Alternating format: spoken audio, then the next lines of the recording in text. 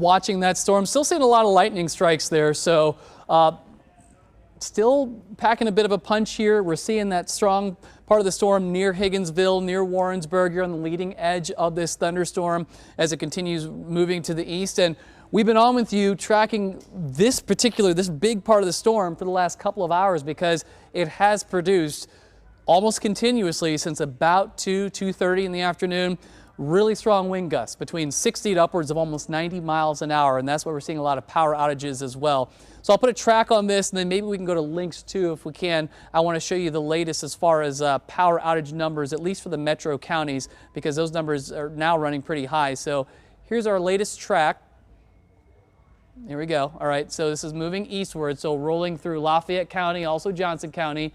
And we're going to put that heading into the Warrensburg area here just about now. So really in the next few minutes, this storm rolling in, still that potential of 60 to 70 mile an hour gusts near Concordia at 5:18, so about 10 minutes for you. Sweet Springs 5:28, and then Houstonia at 5:31. Damaging wind, the #1 threat. Once this line rolls on through, the severe weather threat is done. So for the metro area, giving you the all clear as far as the damaging wind gusts. However, we're still seeing those outages. We're still getting those reports of damage coming in. And then as you look farther towards the west, and I'll put the map in motion here, we're still getting a whole bunch of rain. So it now is becoming more of a flash flooding threat.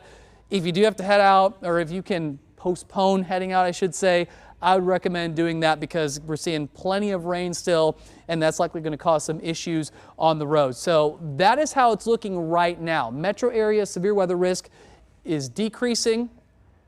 Severe weather threat continues for our eastern communities. Higginsville, Warrensburg, approaching Marshall and Sedalia when you get you that first alert that you have that 60 to 70 mile an hour wind gust potential there. As far as any new reports coming in, still seeing more reports coming in of tree damage. Trees down, Blue Springs now coming in. Wyandotte County says about 32,000 customers without power. Oak Grove reporting trees down. Looks like about a 60 mile an hour gust report coming in there. And seeing additional reports, Independence about 4,700 without power. Grain Valley also showing some limbs down and some power poles broken. So still getting a bunch of reports, and we'll see if we can go to links 2. I want to show you the power outage map. And you can see if you live in Johnson County, you're in the red here. So now becoming more widespread, 58,000 there. Wyandotte County, 32,000 outages. And then Jackson County, 36,000 outages. So the strongest part of the wind, I-70 and southward, and you see it's represented with the bigger number of outages compared to areas farther north. Clay County, Platte County, Wyandotte, not as many, but still we're talking several thousand in those communities as well. So lots of power outages, and it's going to take some time to get the power back on, get those trees, get those branches cleaned up, and we're still seeing some heavy rain coming down as well. Back on links 1, you can see that we have that rain coming down and the bigger part of the storm. So again, metro, we're not concerned about severe weather now.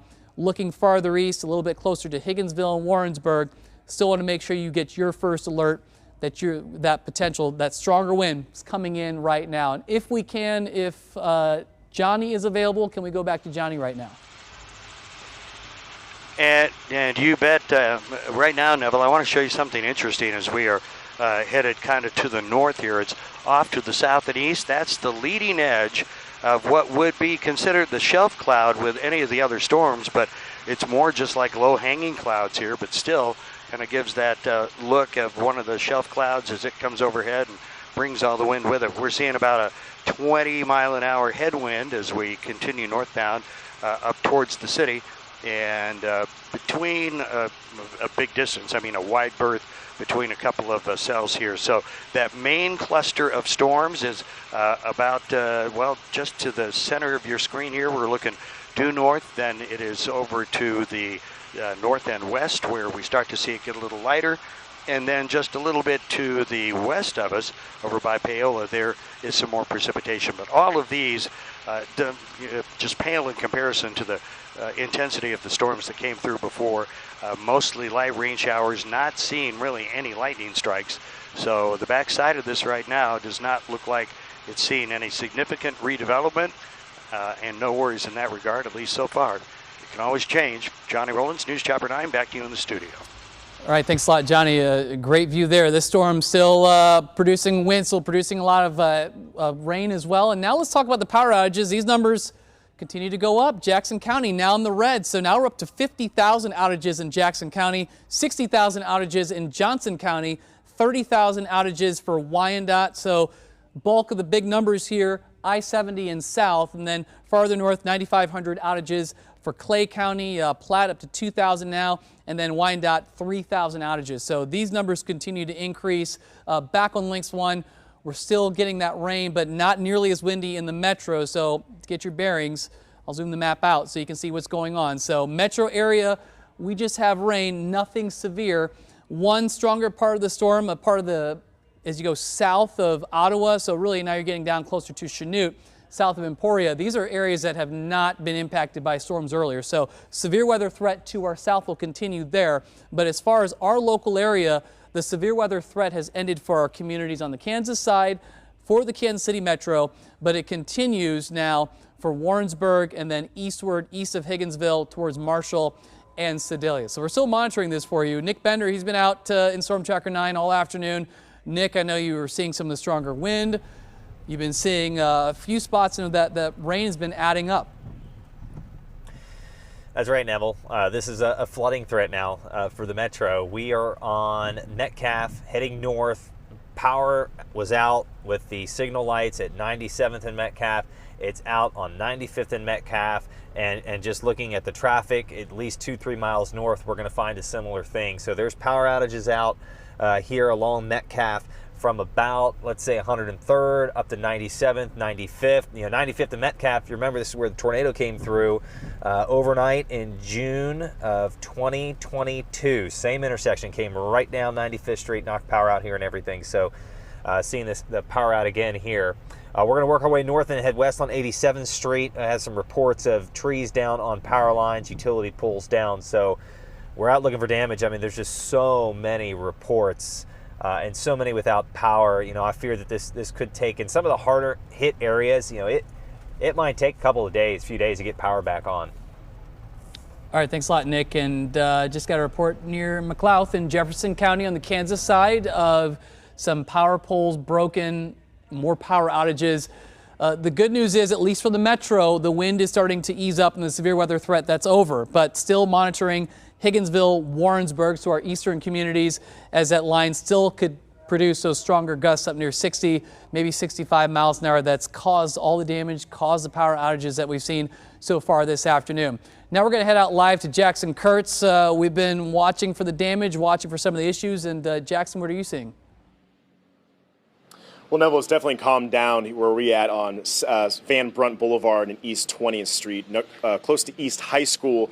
The biggest thing that we've seen so far driving out, being in the storm, is this tree down here at this house. Hopefully those people are okay. It looks like when you keep going, it just hits their patio right there in the front yard, so definitely not hitting the house per se. But we have heard that thunder and lightning every now and then, I say every 5 or 10 minutes or so, we're seeing that. But aside from that, just that light rain, just small tree branches down, nothing too severe over here. Earlier, about an hour ago, hour 30, we had really strong winds, and that was probably the strongest part of the storm moving through our area. But since the last 45 minutes or so, it has completely died down, just that light rain that we're seeing in our area. Do also can see a lot of houses with the lights on, so that's good news for these folks that they have their power here when all the other places around the metro are without power this evening. So we're going to keep monitoring conditions out here. Still just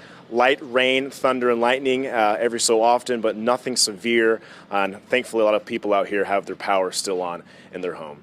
Live in Kansas City, Jackson Kurtz, KMBC 9 News. Thank you very much. We are just getting more and more reports from our viewers of damage all over the place, and it's because of this strong storm, the winds that came with this storm. We're talking 54 miles per hour at this moment, still hitting the eastern part of our viewing area.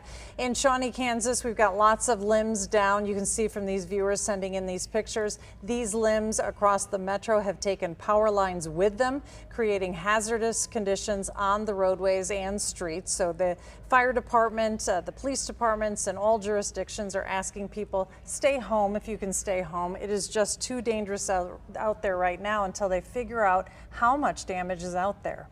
And of course, as you're seeing pictures like this, trees down, power lines, latest check of the power outages from Evergy, more than 163,000 customers without power. And they just put out a statement about all those outages, saying line crews across the service area are staying on shift, they're staying at work, they're trying to restore power outages caused by these severe storms. They're hoping that they can restore power in those most severely impacted, but they're saying this may take several days. Again, this is widespread outages, but again, the crews are working right now, and that number again just jumped to more than 163,000. Wow, that is a multi-day restoration that begins right now. And an update from Starlight Theater: if you were headed to Starlight tonight, the gates will not open until 7:30 for Tears for Fears, the concert. So anyone arriving early should really just stay in their car.